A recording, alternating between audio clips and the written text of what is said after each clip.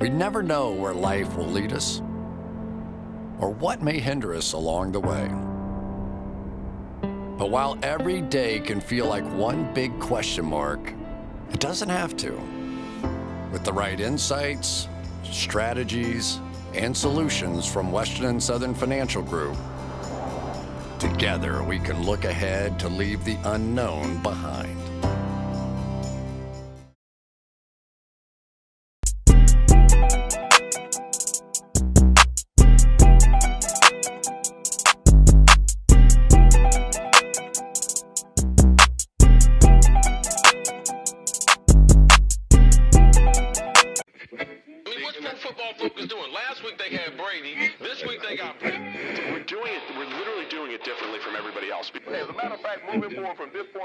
I will not make reference to PFF.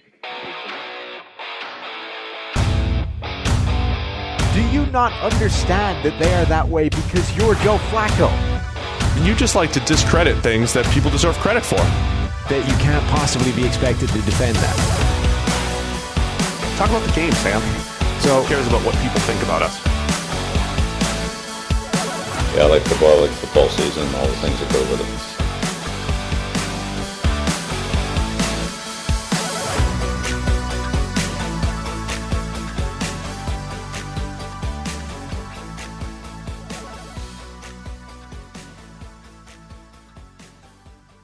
Welcome into the PFF NFL podcast. Steve Palazzolo, Sam Monson. We are here to recap most things. Week 5 in the NFL. Still maybe 2 games to go, Sam. How you doing, man? I'm doing good. I'm better because your intro is back the way it should be, and that makes everything all right with the world again. We're seeing the numbers go up, too. Maybe it's linked to the second you did that, I think it's true. It's linked to the intro, perhaps. Yeah. Before we get into it, just want to tell you guys about an amazing offer from our friends over at Monkey Knife Fight. Just do the math on this one. All first-time depositors at Monkey Knife Fight that put at least $20 into their account while using the promo code PFF will receive a free PFF Edge annual subscription. That's right. It's $40 of value for just $20. And you get the opportunity to turn that $20 into even more money playing daily fantasy and prop games at one of the fastest-growing fantasy sports sites in the U.S. in Monkey Knife Fight.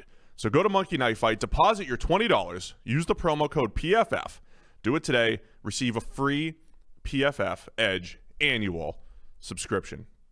Let's get right into the game, Sam. Starting with Thursday night, Tampa Bay Bucks at the Chicago Bears. The Bears win it in one just an ugly, weird game. I was joking, like the best passes in this game just kind of improved field goal range. It was like it's 3rd and 29. Here's a 16-yard gain to improve your 45-yard field goal opportunity. And we got to see the wide ranges of Foles. Yeah. We got to see Tom Brady maybe not knowing what down it was. Maybe. I don't know what happened, but that was a poor display at the end. Every time we go back to like the Thursday night game, it feels like we're traveling back like 3 weeks and doing a game that happened, last season sometime. Let's not spend too much time. No, I mean, the story was Tom Brady forgetting the down. When we go through the Thursday night game, I'm watching, first of all, obviously you want to see a good game, figuring out what the storyline is because I write a reaction article coming off the back of it. And then my next mode of thought is, well, what was the key sounds for the audio montage? Because that's when I start the following week's audio montage, right? So I'm like, oh, this is perfect. Foles they take the lead. We get another Tom Brady game-winning drive. Perfect. This is like great audio montage material. And then he forgets the down, screws it up, and you're like, well, that's just ruined it. Like my entire audio montage thing is wrecked. And I was like, hang on. No, it's not. Now it's better because the audio montage becomes about him forgetting the down. So it's perfect. So that's just a little tease for the Thursday show. So tune in for the audio montage on Thursday. May or may not feature Tom Brady forgetting what down it is. So the Bears are now 4-1. We'll talk more about both teams coming up in the Week 6 preview. But I think for the Bucs, they needed to figure out offensively how to not rely just on big time throws from Brady because he didn't have any, and then the offense looks like it doesn't move the ball efficiently. And then with the Bears, you just really saw the wide range of Foles, right? Yeah. If you just followed along with the Twitter reaction to Nick Foles is terrible. Wow, nice play, Nick Foles. Nick Foles is terrible. Wow, look at that play by Foles. Trubisky couldn't do that. That was all in one night for Big Nick. Yeah, I mean, so the Foles thing is interesting because I think fundamentally he might not even be an upgrade over Trubisky, like the baseline, right? But well, we did debate that before. But. Yes. Look, his baseline, if you just average it out and you say every single play overall, I don't know that he's an upgrade over the version of Trubisky we were getting so far this year. Having said that, Emmanuel Acho did this really good breakdown of that big play to David Montgomery, which essentially won the game for them, right? Yep. Put them into scoring position, gave them the lead at the end. And he broke down essentially all the pre-snap stuff that was happening from Foles in terms of what he did to engineer that play to be open, and the stuff that you could hear because you don't have all the crowd noise, right? You can hear the checks and all this kind of stuff. I don't know that Trubisky is capable of doing that. So that play doesn't happen with Trubisky in there, right? So down to down, it's the same, but Foles is capable of doing that at the right time, which is the difference. So it's tiny, tiny margins. And generally, they might not have upgraded, but they have at least put a quarterback in there who, when he's playing at this kind of average to crappy level, is at least mentally capable of pulling something out of the fire and executing a big play, which in a game like that is literally the difference between winning or losing. So it's probably still the right call. But if you're looking at this being like, great, we upgraded a quarterback, everything's rosy because the roster was really good anyway, not so much. I mean, I don't even think Bears fans are thinking that coming out of Thursday night. His first pass was sailed. He had a couple turnover-worthy plays and some sketchy decisions in there. But, hey, the Bears pulled it off. They're 4-1 with the ugly win. We'll have more on the week six preview. Oh, you still want to stay here? Just one small thing about the Bucs. The irony about this is Tom Brady is back in the situation he was in last year in terms of there's no receivers. You're like, whatever about Brady in 2019, the one thing we know for sure about 2020 is he's got receivers he can get open. Look at the receiving core he's throwing to: Godwin, Mike Evans, all those tight ends. It'll be great. It's not like it was in New England. Now they're all hurt. Mike Evans is playing, but God knows he's not 100% healthy. The dude can barely move around. And he's back to just there's no receivers anymore. So, he's naturally the offense is struggling because Brady is back to I can't trust any of these guys to be open. Yeah, presumably Chris Godwin comes back from a hamstring injury. But, yeah, Evans has been battling multiple injuries throughout the season. Gronk is still, not really in football shape. He's only got like 10 to 15 turbos in his arsenal. I think he's used 2 of them this season. I think that's how I'm describing Gronk. Okay. O.J. Howard out for the year, so still a work in progress over there in Tampa Bay. All right, let's get to Sunday's action. Yeah. The Las Vegas Raiders defeat the Kansas City Chiefs in an absolute shootout. Our friend John Gruden. Yes. I think, so listen, I don't know for sure if he's a listener to the podcast. Uh-huh. But, there's a pretty good shot that we're on in the background in John's office.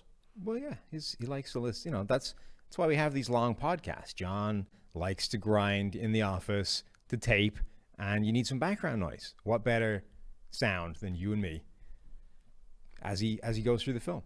So John called us out, kind of. A little bit. He tried to.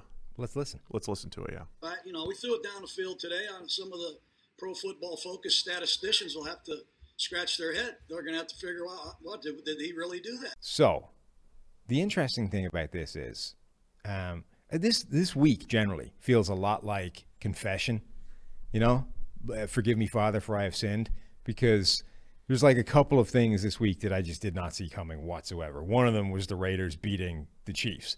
And it didn't quite go like we said. Look, the baseline, the starting point is 30 points. Now, they got there, but the Chiefs didn't. They actually did a better job against the Chiefs offense than I expected them to. But the really interesting thing is Henry Ruggs does appear to fundamentally fix Derek Carr in terms of he gives them the deep shot that Carr doesn't take when he's not on the field. And it's not always pretty, like that first catch where he had to go up and essentially moss the DB. Not a great pass, but Ruggs can pull those off, right? He's got that kind of skill set that he isn't just a blazing speedster. He's got the hops. He's got the ability to take the ball away from a defender as well. But he just fundamentally changes the way Derek Carr approaches the deep ball. And it's not that he becomes this dramatically more aggressive quarterback overall. Like if you pull up his passing map from that game, it's wild. It's like Drew Brees-esque. Everything's around the line of scrimmage, and then there's like a bunch of deep shots and nothing in the middle, right? in theory, what you want is a quarterback that's attacking all levels of the defense, right? You have a lot of stuff in the intermediate level. You've got some short stuff. You've got the deep shots, and you can't zero in on any one area. If you can't get that, the next best thing probably is what you got from Carr yesterday, which is I'm going to take all the easy stuff. I'm going to take a bunch of checkdowns. I'm going to rely on yards after the catch. And then every now and again, I'm going to throw a bomb over the top and see if you're prepared. So fundamentally, this is what we've been calling for, right? Carr is a technically good quarterback, but his deep shots appear more like a calculated, occasional strategic element of his game, right? I'm just going to take a shot and see if the defense is paying attention. When Ruggs is there, even if they're the same, they're more frequent, and that's vital. That's important. But at the same time, you also have the key third down, whereas Hunter Renfrow is more just a busted coverage, and he's breaking free deep, and Carr did see that late. So it wasn't all dialed up, but I see your point is a good one. And either way, I think either Gruden's listening to us or he read my article before the season. And the whole point, Derek Carr was one of the guys, if you guys have been listening to the podcast for a while, I've said has a throw down the field type of skill set. He is capable. He has good touch. He has good zip and accuracy and all that stuff. And essentially the article I wrote before they even drafted Ruggs said if you increase your average depth of target by at least one, you have a 20% higher chance of improving your EPA than if you decrease it. Essentially, it was how we broke it down. And I mentioned Carr in the article and said, if the Raiders add a couple playmakers that tap into Carr's downfield ability, they can elevate their offense into one of the league's most explosive units. Now, this was before Henry Ruggs. They add Ruggs, and this was our point on Thursday. Is this a Ruggs game? Is this a game where they drafted him to be their Tyreek Hill? Do we see Ruggs featured? Do we see the downfield passing game featured? Or, to your point that you love against the Chiefs, do they go and run the ball and try to play keep away?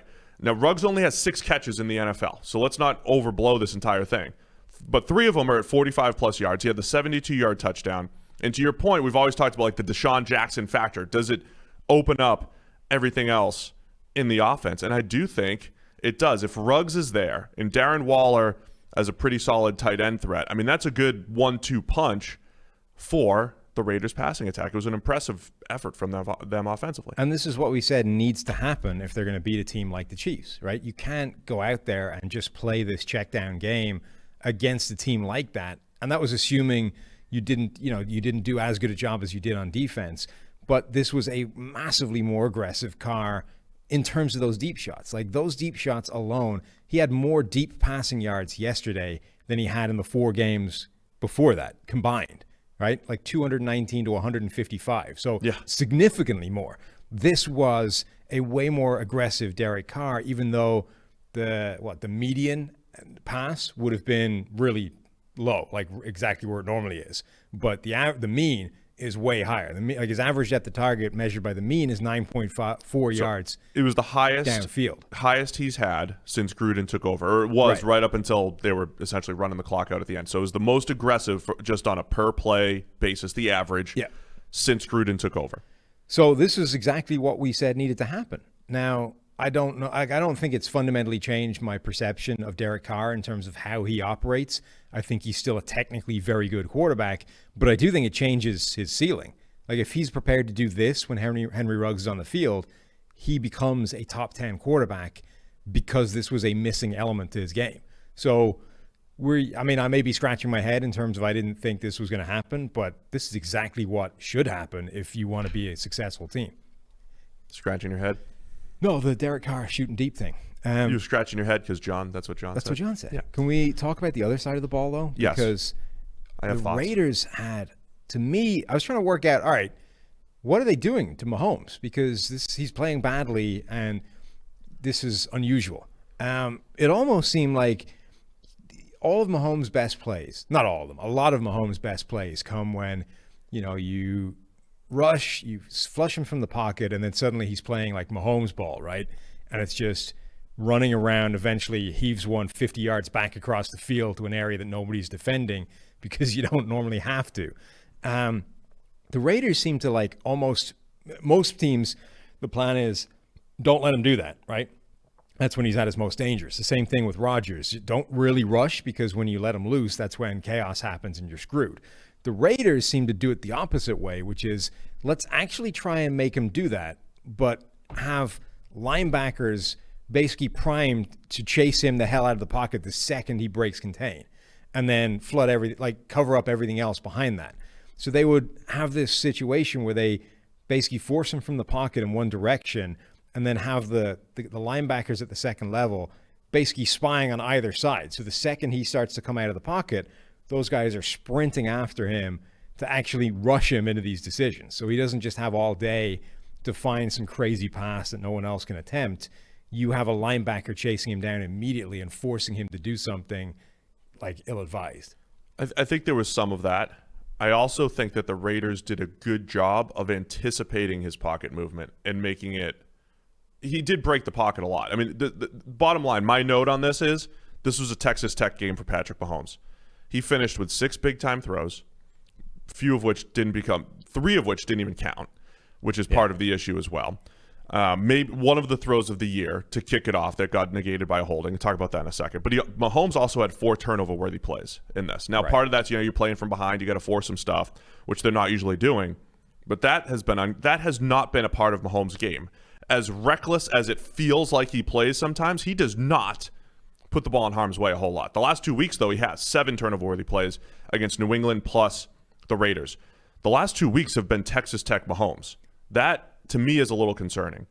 I thought the Raiders did a really good job of at least anticipating his pocket movement and not overcommitting too much. So they tried to mirror him a little bit in the pocket. So that's like when he tries to get out, the key as a quarterback is how quickly can you get your eyes up the field. I think they made him maneuver just enough that he couldn't get his eyes up that quick, right? So then it takes you a little bit longer. You have to get out on a sprint, and he made a few of those crossbody throws. He made some ridiculous crossbody throws.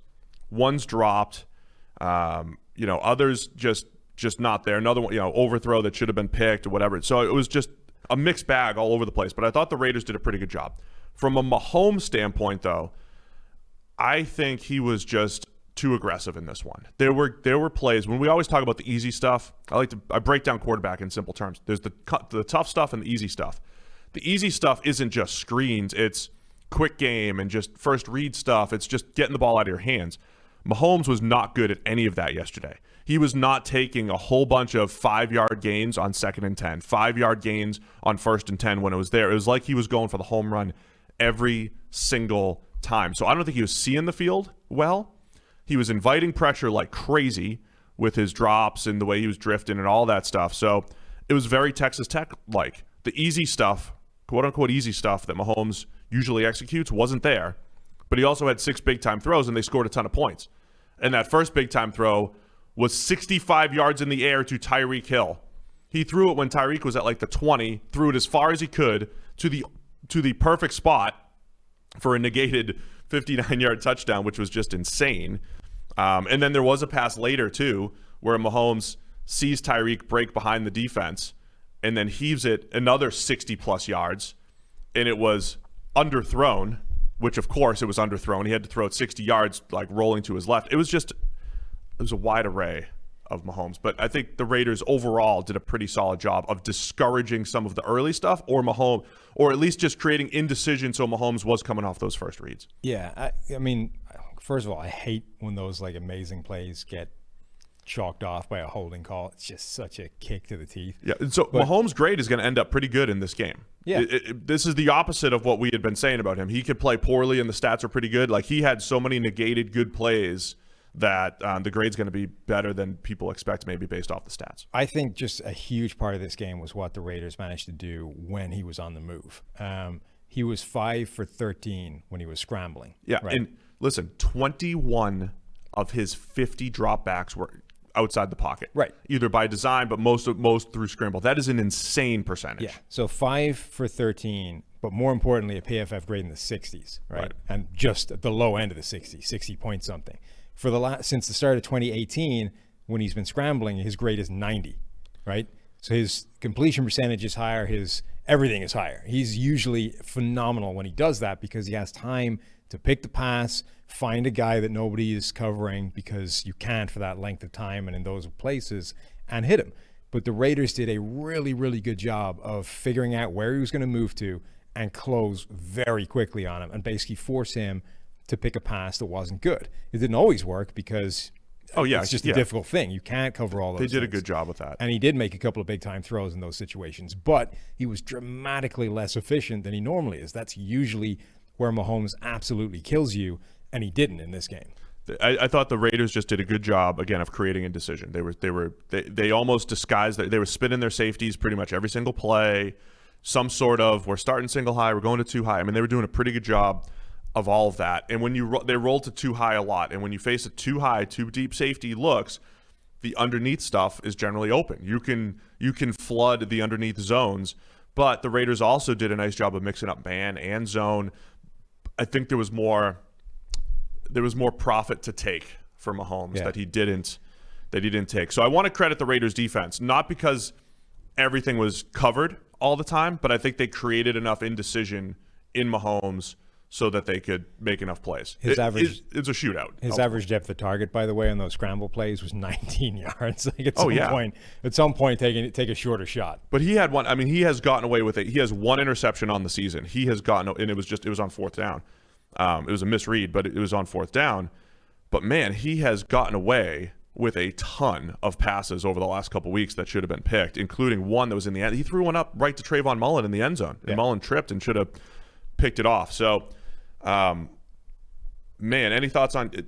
Kansas City has not been dominant this year. No. Outside of the Baltimore game, they have not had one game where, and obviously they lost this game, but even in their wins, they haven't dominated. Any concerns in Kansas City?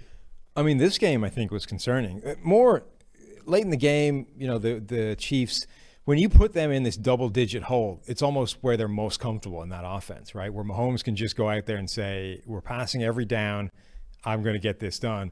And late in the game, they were chasing, and it felt like, look, they're going to score twice, but your problem is you can't stop the Raiders at the moment. Like that, I think, was their bigger concern. Not that Mahomes had a bad game and that the offense wasn't really clicking. Late in the game, you had no problem whatsoever in believing that they could score as many times as required, but you couldn't stop them. That was, I think, a way bigger concern, that this defense has typically been really good and been a big part of them being this dominant juggernaut. The defense couldn't stop the Raiders, particularly when they added that threat of the deep shot that was there. Raiders, that, I think, was a concern for them. The Chiefs do a really good job taking away the intermediate middle. They just take away the middle of the field. Which is the one thing that the Raiders had no interest in taking in the first place. And that's when the Raiders did a really good job of getting behind on some of those deep balls. And then the Raiders, this is the story of the game, the Raiders passed for over 200 yards on third down alone. Like, that's it. Yeah. That's the story of the game. So good job, John Gruden. Appreciate you reading my article on Derek Carr, saying, hey, he's the next guy to take the step forward. This guy. Raiders win. And they continue to have impressive wins when they beat the Chiefs, beat the Saints. Yeah. So this is my first confessional today. There's another one later on. We'll get to that. I have a confession. Oh yeah. What you got? And an apology. Ooh. We apologize for completely neglecting the state of Pennsylvania. Yeah. On Thursday. Scott Hansen on Red Zone, much though, Andrew Siciliano, official friend of the show, as we'll get to later. You're cheating on Andrew. I don't have DirecTV, so I have to listen to Scott on a Sunday. Andrew, can we get some DirecTV for Sam over here, please? Right. He was calling Pennsylvania some weird ass name of the state, like what the hell was it? It's Keystone State. Was that it? Does that sound familiar? Right, yeah. The Keystone State. What? Okay. He just kept banging on about this Battle of Pennsylvania is the Keystone State game. Well, you're American. Do some research on it. Not yet. I don't have to pass the citizenship test for a while. So we apologize to our YouTube viewers. I think you went into the comments and gave your little preview. Yeah. To the listeners, we just apologize. We completely forgot it. Oops. Sam's fault. So we forgot the game. We apologize. Let's discuss it right now. A back-and-forth battle between the Eagles and the Steelers. It was really a back-and-forth battle between Travis Fulgham and Chase Claypool. Of course. Which is what everybody thought going into this And that's game. what we would have said in our preview. Mm-hmm. We would have said, look, this is going to come down to Travis Fulgham and Chase Claypool. And whoever has more touchdowns in the end is going to win. Yes. And there it is. Chase Claypool finds the end zone 4 times, so Steelers win. Good analysis by the PFF NFL podcast. Yeah, well done. What do you think? Well, the Claypool thing is kind of wild. Like it's obviously this running joke that the Steelers just find receivers everywhere. Doesn't matter like where you draft them. Now, my plan will be if I like a receiver in the draft, it's not going to be caring about how high he goes, so I can be like, hey, see, I told you this guy goes to the Steelers, he'll be okay. It's just going to be, I don't care what round he goes in, as long as he goes to Pittsburgh. Therefore, he'll be good. Like Claypool, obviously he's this big, physical, imposing receiver to the point where people were calling him a tight end, in the pre-draft process because he was so big. But he's got speed and he's got movement skills that are rare for a guy of that size. His touchdown over Nate Gary was just ridiculous. To the point where Gary was beaten so badly that it looked like a bust from the safety because that's how far away from being anywhere near the play he was. Struggled. He was the middle linebacker and essentially a Tampa 2. And just Claypool just freezes him with his move and then runs the hell right by him. And it was like watching an oil tanker turn around and try and head back in the opposite direction. He was just toasted. But Claypool looks legit. And you add him to those receivers that are already really good, really diverse. That's a scary looking receiving core all of a sudden. And as I said on the radio before this, Roethlisberger doesn't have to be that good because everyone he's throwing to is. It might be crazy. Ben Roethlisberger, who is usually, high up there in big-time throws, especially most recent years, he'll miss a ton of throws, so, the grade ends up pretty good, whatever. He only has 6 big-time throws. That's in the 20s among quarterbacks. It is just not a classic Big Ben type of season so far. And then with Claypool, I really thought, hey, you've got Juju, Deontay Johnson, who's been banged up, only played 4 snaps as a receiver yesterday. I thought those guys would be the volume guys. And Claypool would kind of battle James Washington to be the vertical threat, and then that overall body of work would be pretty good. It looks like Claypool's even more than that. I mean, he's a vertical threat, but you use the speed on crossers. You can use him in different ways. That's scary. Now, when you add that to Juju and Deontay and into James Washington. And then if Ben gets the ball down the field a little bit more efficiently, because he hasn't thrown the ball down the field all that well, this is a tough offense to defend. He should have had a 5th touchdown. He should have. That he got one negated through offensive pass interference, essentially because he just beat up the DB so badly that they threw a pity flag on it. But he won. He should have had a 5th touchdown because he just destroyed the guy. Claypool was incredible. Also, what this game does, opposing defenses they're going to know where Chase Claypool is now. Yeah. If nothing else, if he doesn't catch a pass the rest of the season, he's opening stuff up for everyone else because he becomes the DK Metcalf of this offense. I got to know where this guy is. I have to have the proper cornerback on him. I have to know because he is a mismatch weapon. Well, particularly when he's still not playing. It's not like he's an every down player yet, right? He's still only a bit part player in this offense. So the second he comes onto the field, it becomes like a giant red flag, right? Right. It's like, oh, hell, look, he's coming in. Everything focused on this. You change the defense just by sending him out into the personnel package. The other takeaway I had from this game is that Carson Wentz might be fixed. Now, I know there was a really ugly interception in there, but there was a lot. Carson Wentz didn't look in this game the way he's looked the rest of the season. And even last week, the first half, he looked bad, right? He got fixed towards the back end of last week, and it was was that him actually rediscovering his mojo, or did he just get lucky for a few plays? Carson Wentz played pretty well in this. Again, when you consider that his receivers are still Greg Ward and Travis Fulgham, you didn't suddenly get a healthy receiving core and offensive line to work with. He's still dealing with a pretty rough situation, and yet Carson Wentz looked like the guy he's looked like before. Yeah, so I think what I said previously, he was in a slump. That's not his career baseline. I said on Pittsburgh radio the other day, I was like, he's playing like Blaine Gabbert. That's the reality. Oh, God. It's the reality of how well he's played. Yeah. But Blaine Gabbert has a history of being Blaine Gabbert, so you would say Blaine Gabbert's going to continue to play like Blaine Gabbert. Blaine Gabbert will probably continue to be Blaine Gabbert. But Carson Wentz, who currently is playing like Blaine Gabbert, has a baseline of being better. Therefore, he should come out of it. So it's not surprising for him to come out of it at some point, right? So let's just make sure he's out of his slump. So, yeah, I would be as an Eagles fan, I'd at least be encouraged by that, and the fact that you might only need 4 wins to win the division. So the Eagles are still very much in this thing. Can we just revisit the Rams thing again? No, we will. Do we have the banner? Do we have the Rams NFC East Championship banner? The Rams are now 4-0 against the NFC East. The NFC East, collectively, do they only have 3 wins still? Am I reading that right? Cowboys 2, Eagles 1. Yeah. Washington 1. No, they've got the 3 teams at the top all have 1 win. The Cowboys have 2. Not according to this. No. Did this not update? It's 4-4. How about the scheduling quirk on that, though? The Rams are 4-0 against the NFC East. So it's 4-4, yeah. Google has the wrong win they've given. Google doesn't know what they're doing. Google gave Dallas a loss yesterday. It's a bit harsh. Well, they lost Dak. I mean, sure, but I don't. Anyway, the point is that the Rams at 4-0 have as many wins as the NFC East combined. Actually, I'm going to move that game up. By the way, I forgot. Okay, the NFC East combined against everybody through 5 weeks has as many wins as the Rams have against their division. Are they the new how hard could it be?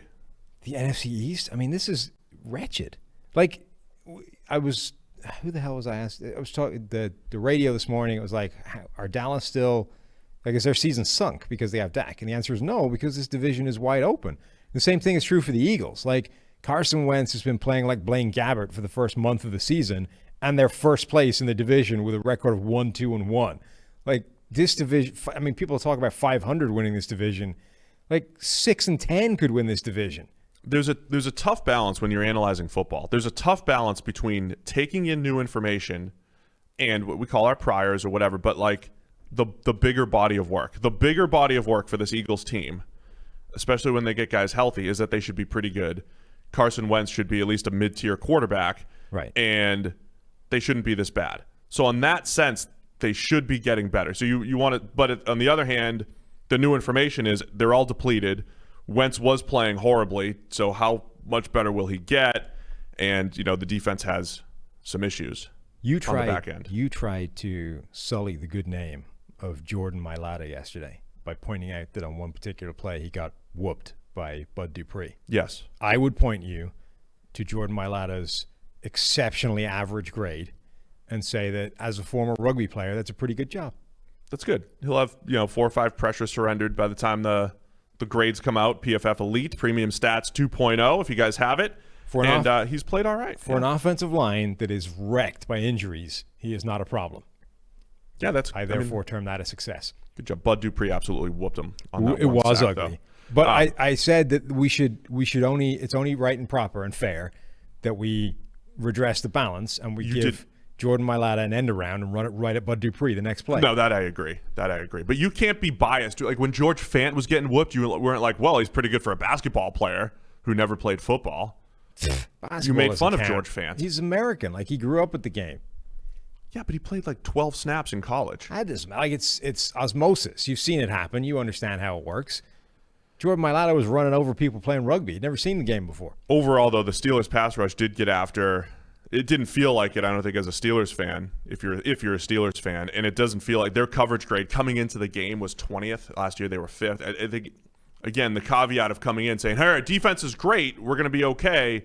This defense is not nearly as good as it was last year. But do you think that a big part of that is how much more aggressive they are this year? Like, they are blitzing more than anybody else in the NFL in a way they didn't a year ago. That exposes your back end in a way it wasn't a year ago. Like, you're asking more of your coverage unit this year than you were a season ago.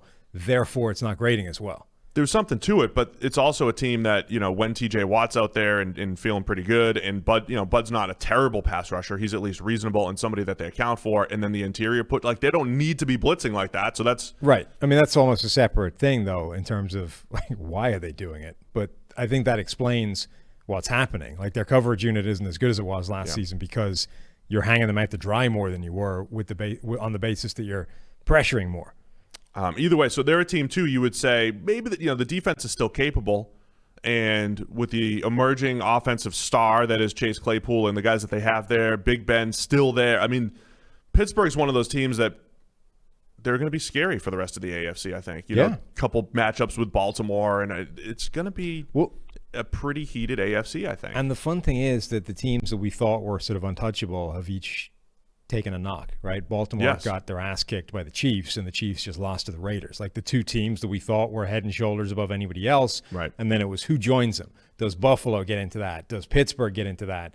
I mean, now Buffalo and Pittsburgh haven't lost yet, but Baltimore and Kansas City have each looked mortal and weak in a specific game.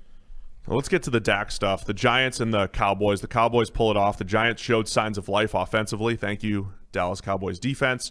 But it wasn't just the defense. I mean, there was defensive touchdowns in there and everything. It was a crazy game. But Dak going down is obviously the story. I think you see the respect that he has, not just from his teammates, but everybody. I mean, look, injuries happen all the time. But given everything that he's gone through off the field, the well-publicized contract negotiations, if you're a fan, sometimes you're just like, hey, player, sign this contract for my favorite team. This is one of the few contract negotiations that's been out there. And there's always that whole, do you play year to year? Do you play it out? I mean, there's an injury right in the middle of this guy about to get paid. And, you know, he's been the guy for Dallas since Tony Romo took over. So heart goes out to Dak. What do you think? What were you thinking during this whole thing? That was as big an outpouring of sort of sympathy and grief as I've seen from a player getting badly injured. It sucks for him. I mean, here's the part of the reason why I don't really have a problem most of the time with players playing on that 1 year guarantee deal. One, because it's a lot of money anyway. It's not like it's a problem. Like if you don't play again, you just got $30 million guaranteed. Yeah, you're not set for life. Right. You're still fine. It's just you didn't maximize what you could have gotten. But also because most injuries now are not – like the threat of a career-ending injury in today's NFL is pretty small. There's no better evidence of that than Alex Smith, who we'll get to later. Like that guy barely had a leg by the time his medical issues had finished, and he just played an NFL game again. So – the idea that like you could risk your career by getting an injury and never playing again, I think it's pretty small now in a way it wasn't in the 80s or wherever, right? On the other hand, like Dak's injury, the one that he got with a compound ankle fracture and dislocation maybe, that's as close as it gets to like that's a real long-term concern. So it's a major injury for him and a huge risk, and hopefully he just gets back 100% and it won't be any kind of problem. But it does throw those negotiations into chaos now because like who the hell knows what Dak Prescott's going to be like or how long that's going to last or what the recovery timetable looks like in terms of like when you can actually start negotiating from a position of strength again if you're Dak, right? Because the longer this went, this is the only scenario whereby the number gets smaller for Dak's contract. Right. Every other scenario, he was only pushing the price upwards by holding out. So that's going to be a nightmare for him to negotiate in terms of proving to Dallas that he's back healthy and therefore is worth $40 million a season.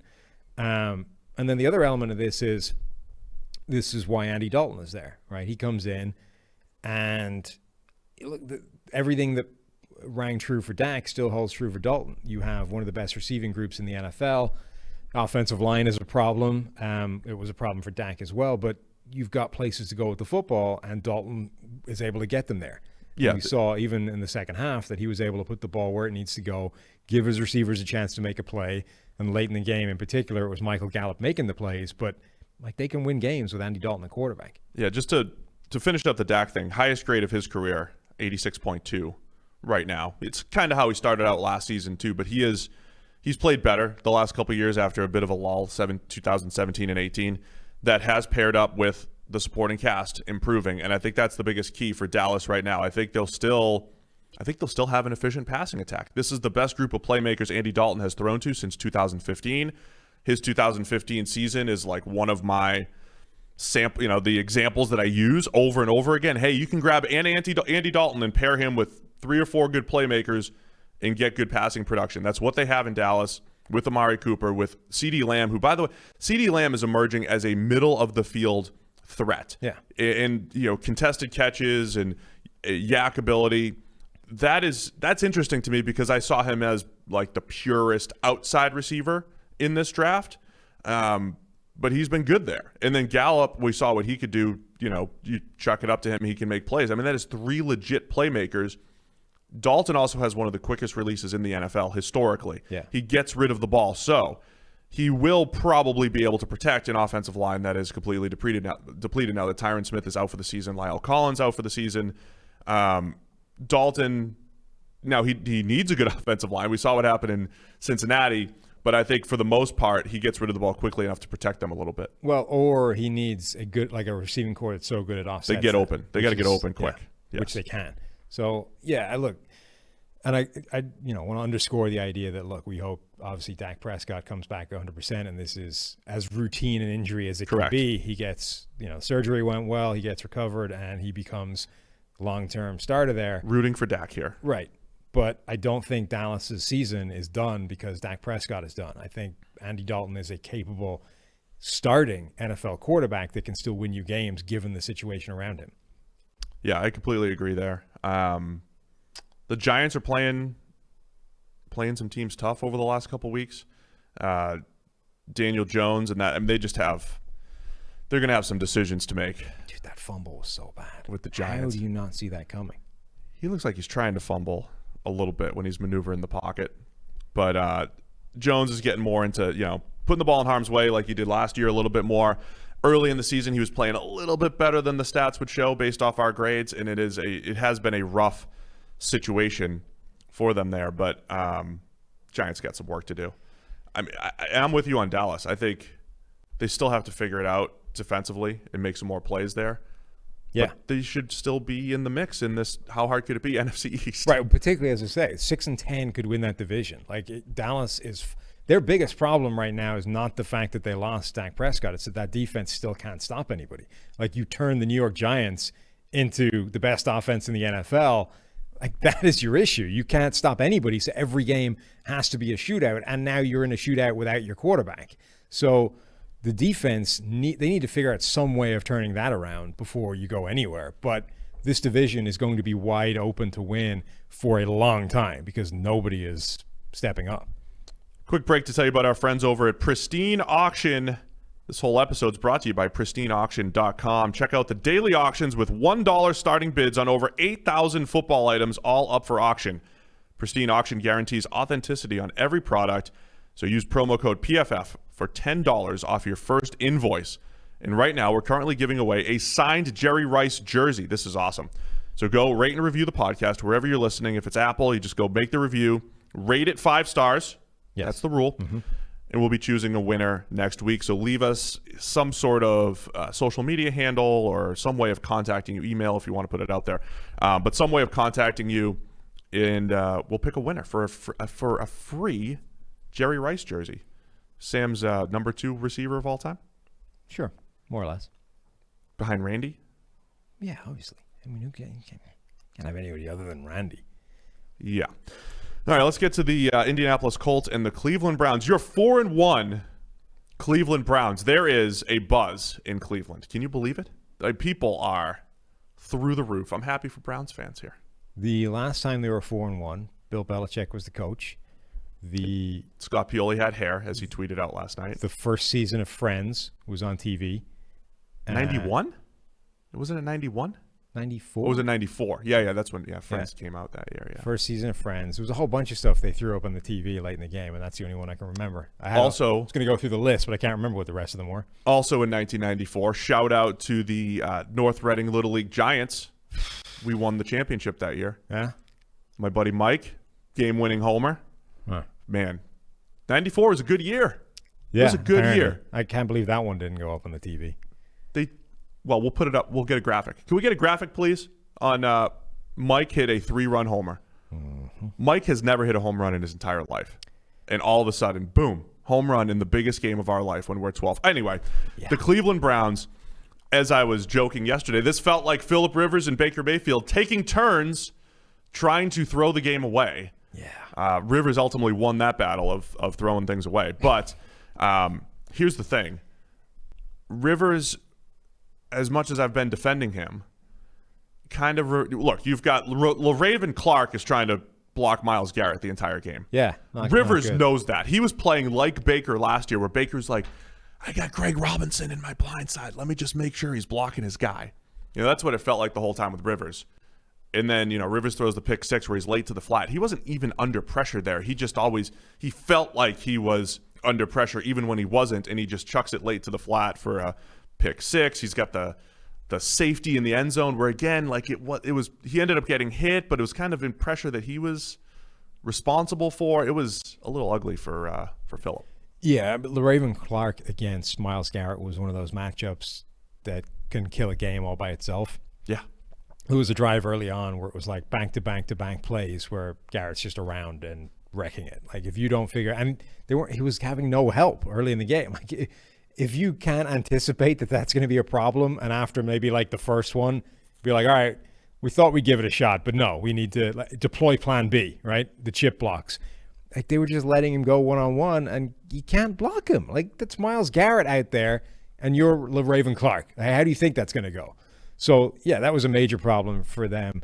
The Browns are interesting, though, because this offense is functioning exactly the way you think it should, right? In terms of Stefanski comes in, brings the system with him. This is what we're supposed to be doing. And Baker Mayfield's not playing well right now. And actually, he's not at all. This game, he really didn't play well. Like, he'd at least been more accurate the past couple of weeks, even if he hadn't actually been playing that well.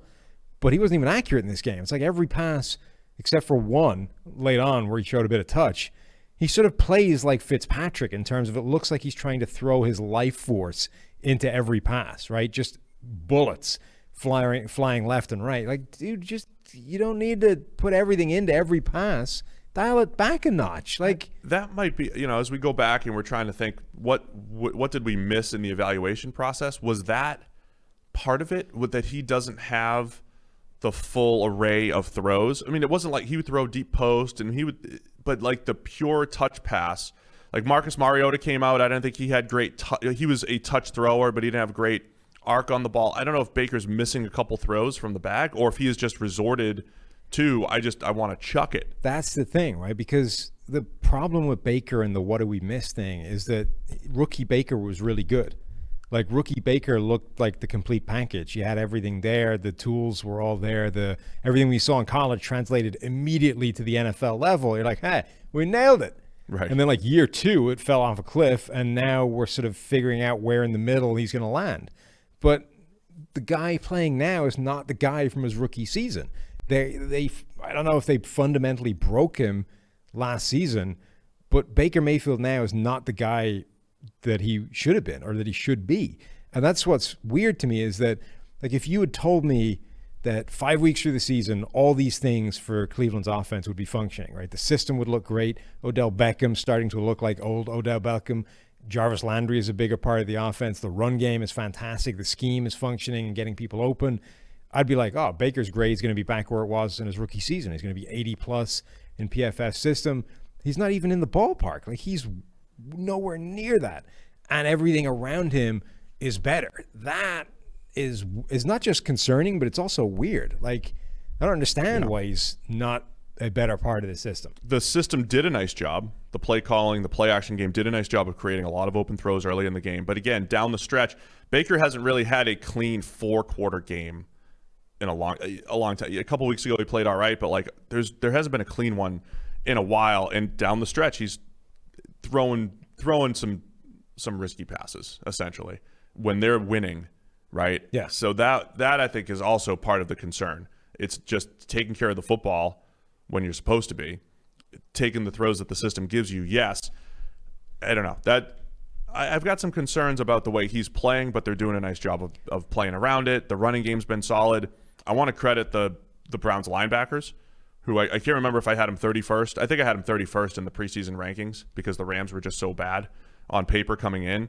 But Malcolm Smith, Sione Takitaki, Malk Wilson all played solid while they were out there and everything. I mean, it just the back seven, I thought, for the Browns, they played pretty well, especially the middle of the field where Rivers was throwing them the football. Yes, that'll help. Baker, by the way, injured his ribs late in the game. Also looked like he ran into his shoulder, got dumped on. Shoulder looked like it was smoked. I don't know if it was the same injury, but the shoulder, like he definitely got driven into the turf, was having problems, and then took a really minor shot a little while later and immediately started clutching his ribs. I don't know if like the first hit jarred something loose and the second hit aggravated it, or if they were two completely separate injuries. But either way, he had x-rays on the ribs that were negative. But next week, you're going to get a less than 100% Baker playing against Pittsburgh's Blitzburgh defense. That's a challenge. Now, that teaser alert, that's probably going to be one of our biggest games that we're going to preview this week. Believe it or not, the Browns and the Steelers, one of the games of the week in week 6. And it's 4-1 versus 4-1. It's going to be awesome. This was the game. This was the game that Phillip Rivers can't have. You know what I mean? Like they bring Phillip Rivers in to be not Jacoby Brissett. Like this was Jacoby Brissett. He could have gone out and done that. Sorry, 4-0 Steelers, right? Yes. Google's still saying 3-0 for them too. Google's not. It's having a bad day. Why did I give them a loss in my head for no reason? That was mean. Google's having a rough day in terms of updating the NFL alerts or the NFL scores apparently. But this, like, Jacoby Brissett could have had that game. You know what I mean? Like, what's the point in Phillip Rivers if you're going to go out and play like that? Well, Jacoby would have taken better care of the ball. Right. 4 turnover-worthy plays for Rivers, including that one, the late shot put to the flat is just, like, not a good idea. Yeah, and again, it was one of those where I always describe the Chargers' offensive line as the walls caving in. Maybe it's just the way Rivers reacts to everything. It is in part. But he had a clean pocket to step into, and he just, rookie mistake, late to the flat. But this was the first game where his offensive line was kind of like the Chargers, right? Like not across the board, but suddenly there was a problem spot. Yeah, and you know there's a problem, and you have to deal with it. Like before, for the first few weeks of the season, the Colts offensive line hasn't been the best in the NFL, but it's been the best it's ever been put in front of Rivers, and consequently it hasn't really affected his game. This was the first week where I think it probably did, and you saw like a complete implosion that looked like 2019 Rivers. All right, let's get to Sunday Night Football was the Minnesota Vikings and the Seattle Seahawks. Minnesota, when you talk about this explosive Seattle offense, Minnesota did such a good job in the first half, taking away all of the deep shots. There was a point where Seattle had only dropped back 9 times, and they had 9 times with 5 net passing yards because Russell Wilson had taken 3 sacks. They were taking away the deep shots. Seattle kept dialing them up. It was one of those games where I think the schemes don't mesh. But over time, it evened out, and Seattle ended up making their plays. But it was a good one, 27-26. Seattle pulled it off. This game was ridiculous. The Vikings dominated the entire first half, went into the halftime with a double-digit lead. Seattle erased the entire thing and then some in like a few minutes in the third quarter. And then suddenly it becomes like a back-and-forth battle because Cousins just needed to be put in a hole to start dealing. Dalvin Cook goes down, the offense changes anyway, and then it comes down to this 4th down decision for the Vikings, 4th and 1 in the shadow of Seattle's goal line. Do you go for it? If you get the conversion, you basically end Seattle's chance of winning. They don't get it. I mean, we've argued about this already. You can pause it where there's a giant hole to the right of the fullback, not the left. Don't get pulled in by freeze frame, still picture Twitter. I wouldn't, except that I thought the same thing live when I saw the motion shot. Like, I fully appreciate that the run is designed to go where it went. Like, Madison hit the hole he was supposed to hit. On the other hand, the hole just to the right of that was a lot bigger, even though the linebacker's leverage is working to that side. The problem is that the right tackle is losing his block in the gap you're hitting. So either way, you're running into a defender's leverage. But if you go right, you're running into a defender's leverage with another 2.5 yards of space. I'm just saying Dalvin Cook would have hit the gap and converted the 4th down. Well, yeah, Dalvin's awesome. So anyway, the Vikings go for it, don't get it. And then Seattle ends up driving down the length, taking like 4 shots with DK Metcalf, eventually getting one of them and winning the game. Yeah, DK is becoming just like that man-child in the NFL. I mean, 4th and 10, they threw it up. That was Dantzler, right? Cameron Dantzler just lost track of the football in the air. It should have been... Which he did a few times in that game. It should have been a contested catch. It wasn't even contested. DK just went up and got it. And then even then, it's funny because when you're watching Russell Wilson the whole time, he's that good. You're expecting him to pull it off and expecting him to pull it off. But then it's like, hey, it's 4th and 10. Maybe it's not going to... Okay, it happened. And then it's 4th and goal. Maybe it's not. Okay, he makes a ridiculous throw up and away from coverage to DK for the game winner. He did also, fail at his first comeback attempt with a bad interception up the seam. He just threw it right to Eric Wilson. Wilson was all over the field making plays. It was a second turnover-worthy play of the years. But ultimately, Wilson made a ton of his usual array of big-time throws. I can't tell if it's skill or he's just done it by essentially coincidence and luck a couple of times this season. But DK Metcalf has been insanely good at catching the ball and then immediately shifting it just a little bit from where he caught it so that the hand coming in to swipe it misses. He did it to Stephon Gilmore on that giant deep touchdown. He caught the ball and then moves the ball and Gilmore's arm just shucks down the side, doesn't actually get a swipe on the ball.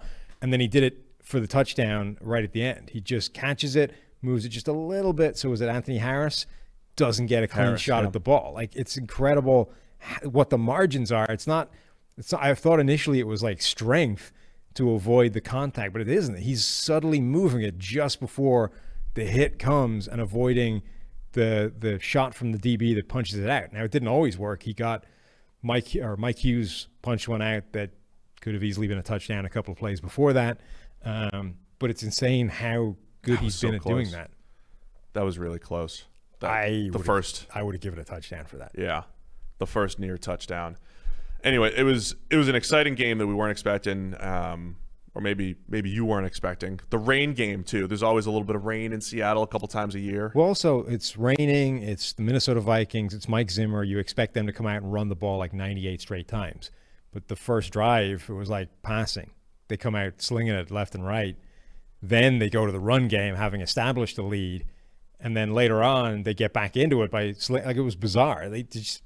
The Vikings almost set out to do the exact opposite of what you were expecting them to do from an offensive standpoint. Well, yeah, I mean, running it with the lead is okay, but I think that's where again it gets a little iffy. It's not hey, we got that 13-point lead. Let's make sure we just sit on this thing. You're literally 2 deep balls away from losing the lead. I mean, they eradicated that lead almost immediately. Right. Seattle scored 3 times in about a minute and a half. Yeah. So yeah, I thought Mike Zimmer overall though, he was aggressive. Early on they went for 4th and 1s. They went a lot. Yeah. When on 4th down and everything. That's why I was joking on Twitter. You don't want to have an elite quarterback. It makes the other team more aggressive. When does that start to come back to bite you? Well, it doesn't. But it is true. If you are the underdog, that's part of why you need to be more aggressive and use 4 downs instead of 3. That's how you have to play that game. And I'm interested to know that if they hadn't already gone for it a couple of times, whether they would have gone for the one that on their own 20 something, or if that was just a bridge too far, that there's no scenario by which they would have gone for that. We're seeing that more and more. As Mina Kimes tweeted out, we saw the Bucs, and Bruce Arians isn't really the most aggressive coach. They went for it on 4th and 1 on the 20 against Nick Foles. That I think is the one area where the analytics push is really starting to get through. This idea of, we're seeing it on 2 points as well, but the 4th down thing is it's up so much over a few years ago. Teams have figured out that this is actually the right call. And even a guy like Mike Zimmer is, at the end, old Mike, who's staunchly old school anti-analytics and data, is if we convert that, we win the game. I was trying to win the game, the end. That's the right call. I'm not taking your revisionist, hindsight is 20/20 bull. That was the right call, and we just didn't convert. Yeah, you're 1 play away from winning the game, essentially. And even if you don't get it, Seattle still had to put together a 10, 15, a long drive to come back. One last point on this game. Drew Samia is a problem. Who is the he? Vikings? For the people He's that their don't. right guard. Yes. He's their current right guard on the basis that they've already had some injuries, and he's the guy that they're left with, right? My question last night is simply, how bad can his backup possibly be? I know he's not the original backup, but there is a body. If he goes down in the game, there is a guy you are throwing onto the field rather than play with 10 men on offense and 4 offensive linemen, right? Whoever that is should be on the field at some point just to find out how bad it could possibly be, because right now Samia is one of the worst offensive linemen in the NFL, and he's causing the offense on his own to get wrecked. Yeah, figure out how bad the backup is. Guard play by the Vikings was horrible. The Seahawks defensive line has not gotten pressure all year. They were actually rushing the passer pretty well against this Vikings line. Yeah. So that's all Seattle needed was to go up against the Vikings line. I want to combine the next two because there's some stories coming out of yesterday's game. The Carolina Panthers beat the Atlanta Falcons, and the Houston Texans beat the Jacksonville Jaguars. The Texans have a coaching change. Yes. And the Atlanta Falcons now have a coaching change. And GM change. And GM change. Just saying. A couple jobs open right now. So, Carolina, first of all. You got your Prezi ready? Working on it. Okay. I think PowerPoint still works, don't? Anyway. Let's talk about the Falcons. Blowing it all up. Is this a good move? Is this a good move here? I wasn't expecting Dimitrov, to be honest. I thought it was going to be Dan Quinn. I wasn't expecting the whole top.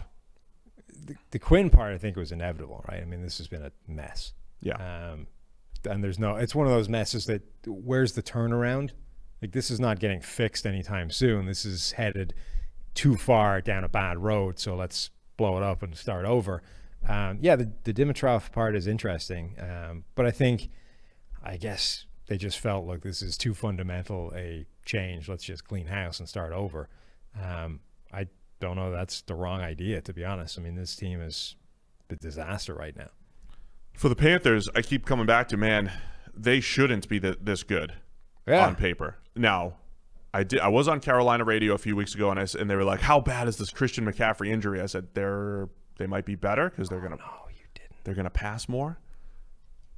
Top 10 in EPA since McCaffrey went down.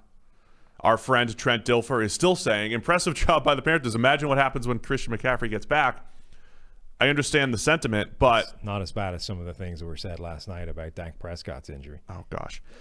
Either way, I like Trent, by the way. He's awesome. Carolina 3-2, and I think showing their ability to spread the ball around. Again, get the ball in DJ Moore's hands, yards after the catch. Teddy Bridgewater played a much cleaner game here that we expected. Like, he's not going to put the ball in harm's way every week. That's the second "Forgive me, Father, for I have sinned." Oh, there you go. You were yelling at Teddy? That's not even the one I was talking about, but that's the second one. I was saying, the Teddy thing's going to come back to catch him, but actually he played way better in this game and didn't put the ball in harm's way. Yeah. And look, it's Atlanta's defense in a dome and all that fun stuff, but impressive. The 3 wins for the Carolina Panthers. I thought they might finish the season with 3-5. So they're doing a good job there. And I think that's the thing about like a first-year coach. It doesn't, if you just outperform your expectations, I think that bodes well for the future. And I think that's where Matt Rule is. For Atlanta, they've got Matt Ryan has a massive dead cap hit for next year. But it's an interesting situation they're in there, right? Matt Ryan has regressed a little bit these last couple of years, but they've just got such a good foundation with the receivers and some of the other weapons and offensive pieces. It's going to take a defensive overhaul there. So fascinated to see where they go from an organizational standpoint. Yeah, Robbie Anderson has turned into like a complete number one receiver. Like, not just this deep threat, and not just a deep threat with some yak ability. Now he's making like contested one-handed grabs down the sideline. Yeah. Like, this guy is actually a legitimate, dangerous, all-around receiver that just happens to be built like a stick. Yeah, it's impressive. And that was the one thing I would say about Carolina, where I said maybe they won't be in the number one overall pick conversation, was their playmakers. And you see DJ Moore, you see Robbie Anderson, what they're able to do. So impressed by what the Panthers are doing. We mentioned the Jags and the Texans. The Texans, they had, you just change the coach. All of a sudden you win. It was closer than maybe people expected for a while, but Deshaun Watson made some plays, a little bad luck on some interceptions, but that offense, they found Brandon Cooks down the field, which I thought was huge. They started to use those guys, the speed down the field a little bit more, and I thought that helped. All you got to do to right the ship is to fire the guy that was running everything and play a depleted Jacksonville Jaguars. That's it. Completely resolved. It's like, look, Houston looked better. On the other hand, they were playing a Jacksonville team that started off with maybe the least talented roster in the NFL and is depleted. Like, of course Brandon Cooks looked good. Look who was covering him. I mean, come on. Let's have some awareness for who they were playing. Like, they didn't dominate a Jacksonville team that was wrecked with injuries and had nobody out there covering the fastest receiving group in the NFL. Of course they look good. Hey, Sidney Jones was out there making plays for them. Yeah, on a tip pass that landed in his gut. He was making plays. Everyone else was not. Chris Claybrooks was playing cornerback. Yeah, Trey how'd that Herndon go? out there. Wasn't great. No. So I think Houston still has some issues. Yeah, I but mean, look, great for them to get off the schneid, get a win. On the other hand, if you couldn't win this game, like, you're screwed. Like, if you couldn't win this game, we're talking about Houston being in the running for like a top draft pick, not how much can they write the season. Man, just trying to bring some positive energy to my future Houston Texans. We'll right the ship. We'll right the ship. Our friend Seth Payne, a Houston media member, he's asking if Houston should be a seller at the trade deadline. I don't know what they would sell. Right. JJ? Should they be honestly, a seller? That would be an interesting. They don't have a draft pick until round 3. Yeah. If you're trying to overhaul a roster, particularly the way he's been playing this year, like if you can convince some team that he's actually still a defensive player of the year kind of player, and really he's not, you can just go. The problem with JJ is one of those face of the franchise. Yes. Everything he but did with you the got Hurricane. Watson. You can get away with that. No, I know. I get it. I'm just saying, like, I would be a seller for any draft capital. If though. if a team came along and waved a first round pick in your direction for JJ Watt, you would find it pretty hard to turn that down. On the other hand, Houston has played the bulk of their difficult schedule. It's still not easy. They still have fine, but they still have Deshaun Watson. They're in the AFC South. How hard could that be? Colts just lost. Yeah. How hard could it be? Even with one win in Week 5, saw the Colts come back from that a couple years ago with Frank Reich's first year. Tennessee are undefeated, and they may never play again if they all get COVID. So if the playoffs ended today, Tennessee's they got a bye, right? Or no, there's only one bye now. 3-0 Tennessee. Anyway, speaking of how hard could it be, that is not what showed up on NFL Red Zone. But our friend Andrew Siciliano, friend of the show, he summed up the Miami Dolphins' win against the San Francisco 49ers perfectly. Yeah. Let's listen to Andrew. On Thursday, we talked to him about a little bit of an Easter egg. What could you do? What could you do for the PFF NFL podcast on NFL Red Zone? Here's what we said. We're going to figure something out. We're going to have some Easter eggs for the DirecTV listeners. I think that's what we're going to try to pull off. You should. I will do it. And listeners to the podcast, if they're still listening at this point with all our rambling. That's a great caveat. Great caveat. They should give us suggestions. Yes. Okay. So we'll get some suggestions from the listeners. We'll have something PFF NFL podcast related, you could also just cite PFF grades as much as possible throughout the afternoon. You know, it's easy. Or we could make up like a fake metric. Yes. Oh, that's now really we're cooking. We'll get a group text going. We'll have some serious, ideation going. Yeah, we're gonna do this. The ridiculous things we could do. This is perfect. I can't wait. I'm firing up Red Zone this week. Like guard pull pancake percentage. Yes, please.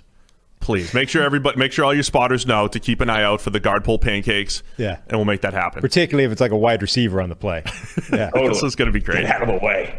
2 years as the head coach. So a resounding win for the Dolphins, 43-17. They go to 2-3, and as our friends at Pro Football Focus would say, they are creeping back towards average.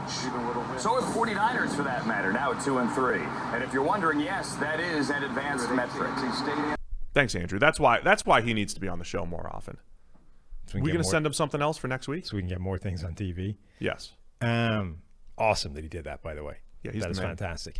Go listen to the interview on Thursday if you didn't. It was a fun little discussion, a little inside TV stuff, talk about Andrew, his process with NFL Red Zone.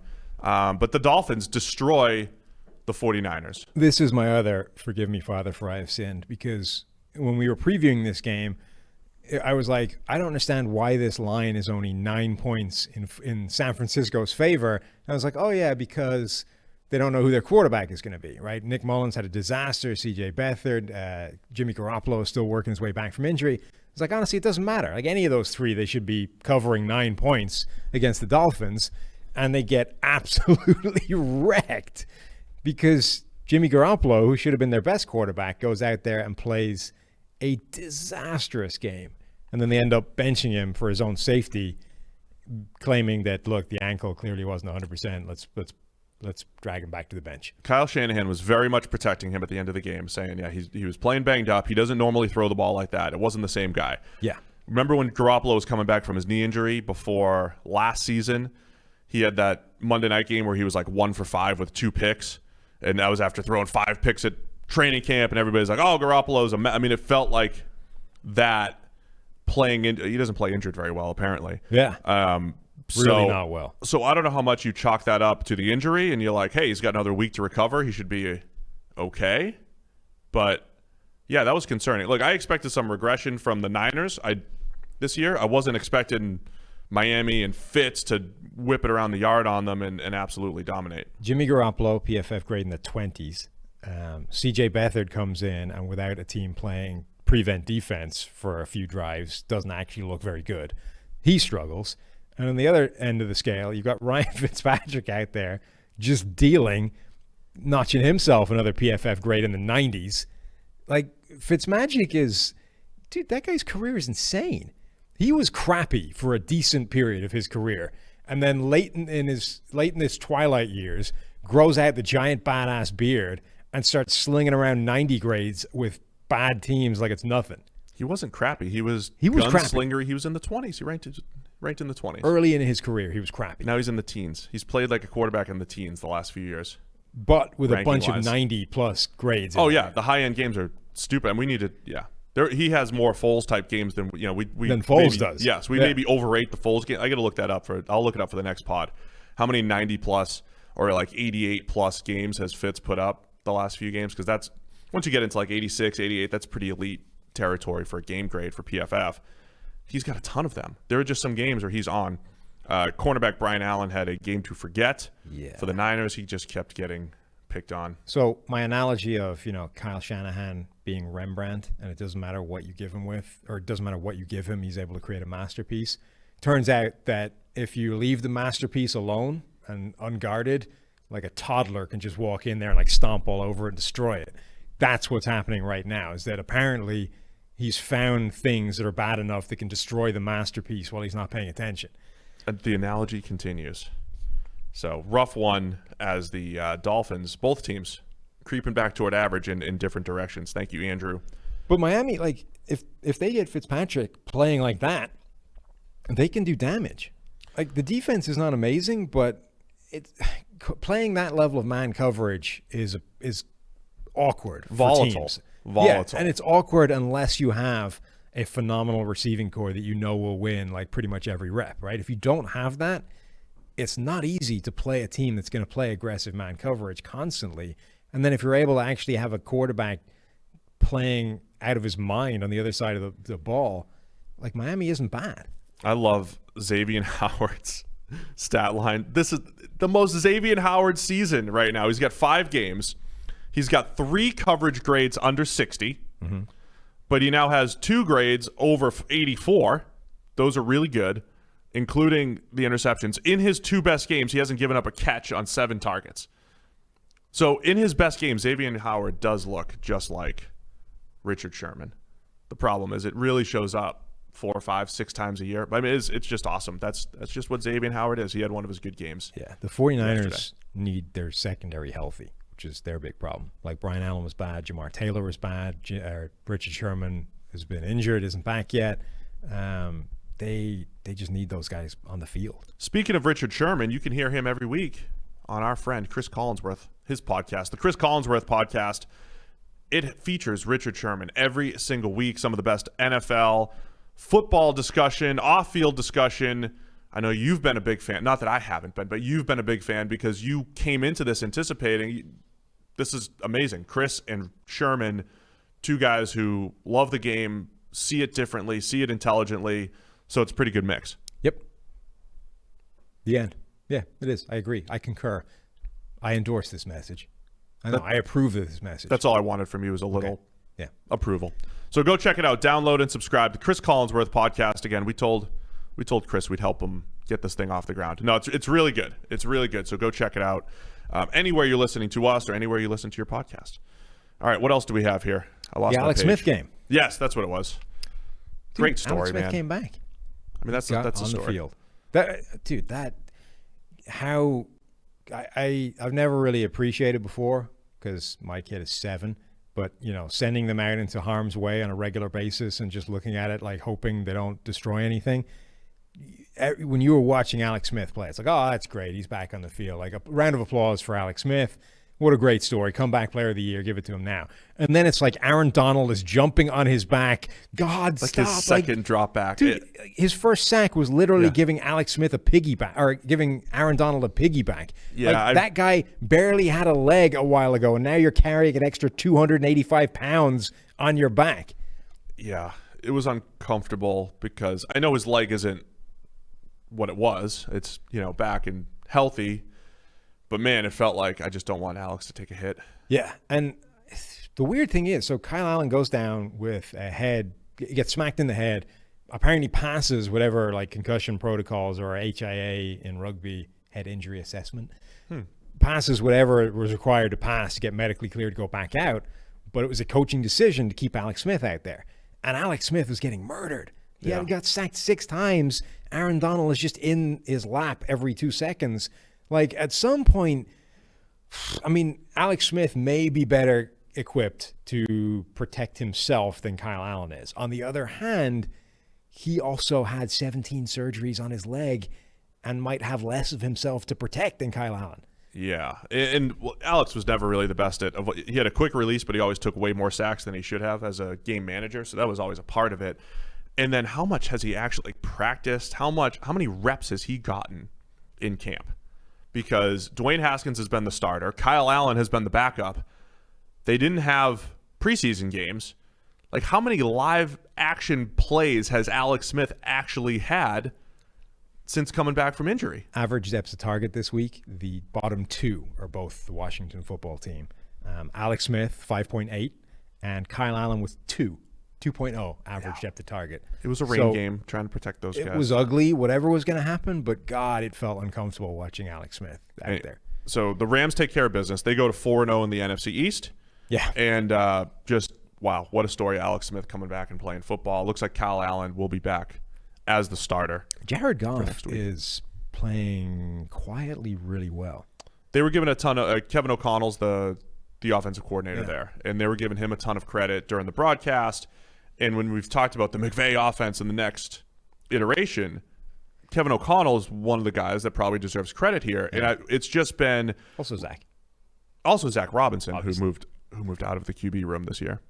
Damn it! But to the receiver room, and those are guys are getting open. Yes. So Zach, good job. I would still put Zach on defense. But I think that's part of it too. It's not like Goff's not making amazing throws either. We talked about Roethlisberger having 6 big-time throws. Goff only has a handful. This offense is just, they're rolling though. Like it's just an efficient brand of football that they're playing right now, and they're putting Goff in position to succeed. He's one of the lowest in the league at avoiding negatively graded plays. So he's far. A weird force multiplier to an offense that's working really well though, because I think like when you get an offense that is firing on all cylinders, Goff has this bizarre ability to actually add an insane amount of value with plays that some quarterbacks don't. But then when it starts to falter and stumble, he looks terrible. Yeah, but I think they're doing a really good job with him this year. So they've also played 4 games against the NFC East, 4-0 Rams. Let's wrap it up with 2 more games. The Cincinnati Bengals, who this is my confession. Okay. I said they're unblowoutable. Yeah. They're blowoutable. They were blown out. They were blown out by the Baltimore Ravens. I want to say this though: the Ravens still don't feel right. They just don't feel. They're not even close to what they were last year from a dominant offense standpoint. Lamar Jackson did not play well at all yesterday. I know there's a rain and all that stuff, but just from a pure decision-making standpoint, poor. 3 turnover-worthy plays. They threw the ball twice as much as they ran the ball until about garbage time. It just isn't the same offense that they were last year. Now, it would be tough to duplicate them having the 6th best. If their run game was a pass game, it'd be the 6th most efficient pass game. Like that, duplicating that was going to be tough. Still just doesn't feel right for Baltimore. But you got that 2000 Ravens defense that you expected come back. This was, poor Joe Burrow. Like, he'd been playing with fire for a while. Yeah. Taking hits that he shouldn't take against not great defenses. This was what we feared might happen, right? You go up against a Baltimore defense that confuses the living crap out of young quarterbacks and can get after you and cause you problems, and it just wrecked poor Joe Burrow. Like, the dude didn't know when he was coming or going. took some bad sacks, like it's sacked 7 times or something. Like this is ugly. Rain aside, because it did get rainy there, just like it did in Washington, wasn't making good throws or decisions. It was also hilarious because draft time, we always talk about hand size. We had 9-inch hand Joe Burrow and 9-inch hand Jared Goff both playing in the rain. Goff had one pass where he looked like he was straight pie throwing.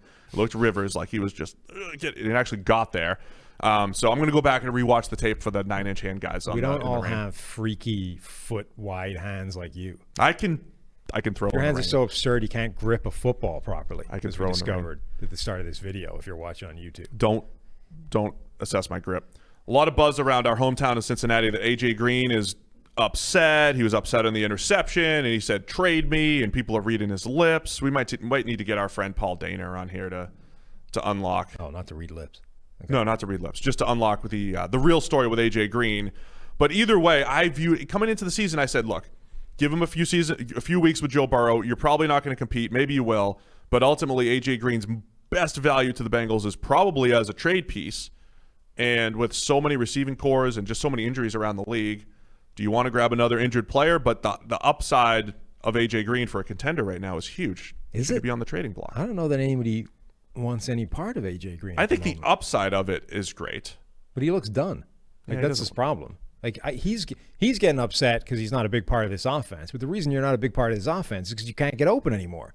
I mean, but I think is a complementary part of another offense where he doesn't have to be the number one, and he's a red zone threat and contested catch guy in this time at this point in his career. I'm not sure you're going to have too many trade suitors if you're trying to ship him off.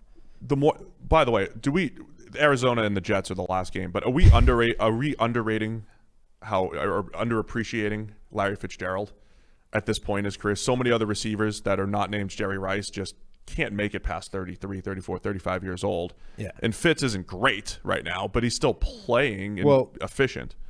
The key to that is being able to transition inside, right? Where you get the free releases, you just have to find the space that's given to you, right? Because that's what playing in the slot often is. It's like I can't actually beat anybody anymore. But on the other hand, if it's a zone defense, I know where the soft spot is. I can sit in space and wait for the ball to arrive. And I have great hands like Larry Fitzgerald. I'm never going to drop one. So I can be functional and still keep chugging along with that 600-700 yards a season. That's how you catch a Jerry Rice. It's not the 1,500-yard seasons you have to be concerned about. It's the last 5 700-yard seasons that you need to assemble. So anyway, ugly game for the Bengals. Baltimore, still want to see. They still haven't played their complete game. I'll leave it at that with the Ravens, and we'll wrap it up with the Cardinals and the Jets. Probably the most unexciting game of the year, of the week. But the other teams that are winless are at least showing signs of life. The Jets are not. They're getting destroyed every week. Joe Flacco out there, great in the 50s, and Cardinals offense looked good against a bad Jets defense.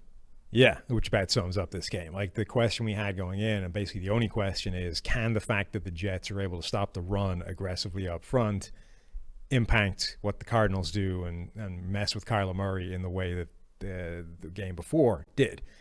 The answer was no. Kyler Murray and the Cardinals offense was able to roll. Joe Flacco and the Jets offense was not. The Jets are just a mess.